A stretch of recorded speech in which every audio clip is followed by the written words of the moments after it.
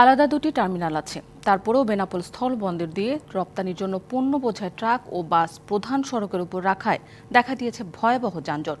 Immigration checkpost থেকে বেনাপোল বাজার পর্যন্ত 2 কিলোমিটার এলাকা জুড়ে লেগেই থাকছে গাড়ির জট। এতে আমদানি রপ্তানি কার্যক্রমে পড়ছে নেতিবাচক প্রভাব। মাসখানেক ধরে এই অবস্থা চললেও যানজট নিরসনে নেই কোনো কার্যকর উদ্যোগ। বেনাপোল স্থলবন্দর থেকে সরকার বছরে 6,000 কোটি টাকার রাজস্ব আদায় করলেও বন্দরে নেই কোনো ট্রাফিক ব্যবস্থা। প্রধান সড়কের পাশেই যত্রতত্র রাখা হচ্ছে বাস ও ট্রাক। এছাড়া রপ্তানির জন্য পণ্য বোঝাই ট্রাকও প্রধান সড়কের ওপর পড়ে থাকে দিনের পর দিন, ফলে সৃষ্টি হয় তীব্র যানজটের।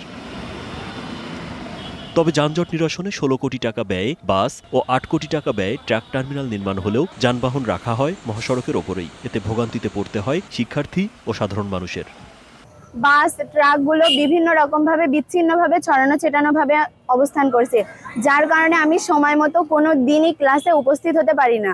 বাস টার্মিনাল এখানে ওপেন হলো, উদ্বোধন হলো, সেটাকে এখনো অদ্যাবধি সেটা চালু হয়নি। এই রোডের যে জাম, একটা রুগী নিয়ে যাইতে হলে সে রুগী এই রাস্তায় মারা যাবে।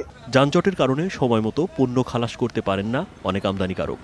যানজটের কারণে কিন্তু বেনাপোলে ইন্ডিয়ান ট্রাক ঢুকতে পারছে না, সাথে সাথে বাংলাদেশ থেকে ট্রাকও কিন্তু ইন্ডিয়াতে ঢুকতে পারছে না। এই যানজট নিরসনের জন্য আমরা বর্তমান সরকারের কাছে আবেদন করছি, কাগজে বিনতি জানাই। বন্দর কর্তৃপক্ষ বলছে টার্মিনাল দুটি চালু করতে বারবার জানানো হলেও কোনো পদক্ষেপ নেয়নি প্রশাসন। স্থানীয় জেলা প্রশাসন এবং পৌর কর্তৃপক্ষকে একাধিকবার পত্র দিয়েছি। এই এলাকায় যানজটের কারণে, দীর্ঘ যানজটের কারণে আমদানি রপ্তানি কার্যক্রমের উপরও বিরূপ প্রভাব পরিলক্ষিত হয়। জেলা প্রশাসনের আশ্বাস, যানজট নিরসনে দ্রুত নেওয়া হবে ব্যবস্থা।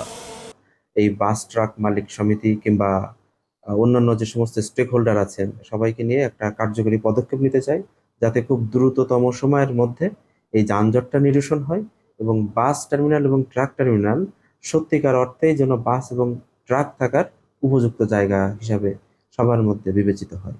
বেনাপোল স্থলবন্দরে দুর্ভোগ কমাতে দ্রুত পদক্ষেপ নেয়ার দাবি ব্যবসায়ী ও স্থানীয়দের। DBC news desk.